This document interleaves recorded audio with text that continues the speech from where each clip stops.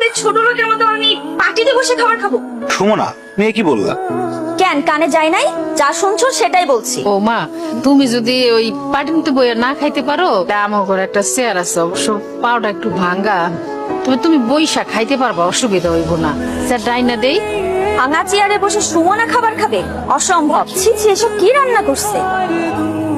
এর থেকে তো আমার বাসার কাজের বুয়ারা ভালো রান্না করে খায়। মাকে ভেবে অপমান না করলে হয় না? এটা কোনো রান্না হইলো? তুমি খাবারটা খাবা না ঠিক আছে, সেই জন্য তুমি আমাদের রিজিকটা নষ্ট করবা? এই একটা ছোট লোকদের সমস্যা, কিছু বললে তাদের অপমান হয়ে যায়। যত সব ফালতু নাকামি। মাথাটা ঠান্ডা করো, বুঝতে পারছি তুমি এগুলি খাইতে পারবা না। তুমি কও তুমি কি খাইবা, সাইফুল হোটেল থেকে আইনা দিই। ভাবি, মা তো ঠিকই বলছে, তুমি বড়লোক মানুষ, তোমার এইসব খাবার পছন্দ নাই হইতে পারে। তুমি কি খাবা বলো? ফ্রাইড রাইস আর চিকেন ফ্রাই। মা, সেটা তো মেলা দাম। আমি সারাদিনে যে ইনকাম করি তা দিয়ে তো এক প্লেট ফ্রাইড রাইসও হবে না। এই বাসি পচা গন্ধ খাবার তুমি কোথা থেকে এনেছো? ওই যে আমাকে 3 রাস্তার মোড়ে যে দোকানটা আছে না, সুন্দর করে ওই দোকান থেকে আনছি। আমার সামনে নিজে বানাই দিছে। আমি কি ফুটপাতের খাবার খামে?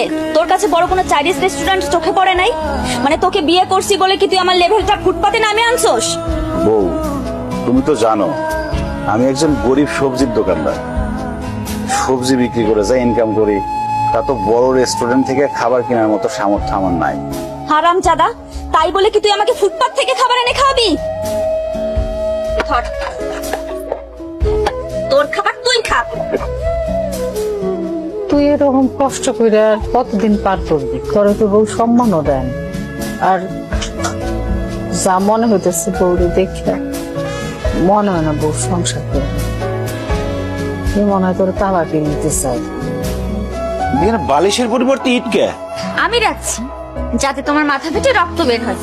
মানে তুমি আমরা খুন করতে চাও? হ্যাঁ, করতে চাই, প্রয়োজন পড়লে তাই করব। আমার ডিভোর্স চাই। বউ, ডিভোর্স ছাড়া তুমি যা চাইবা তাই পাবা।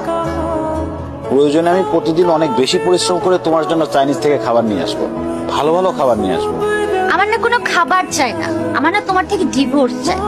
কারণ তোমার মতো সবজি আলার সাথে না আমার যায় না। কি হলো, এরকম বজ্রপাত হয়ে যায় মানুষের মতো চুপচাপ বসে আছো কেন? কি বলছি কানে যায় নাই? জি, গেছে।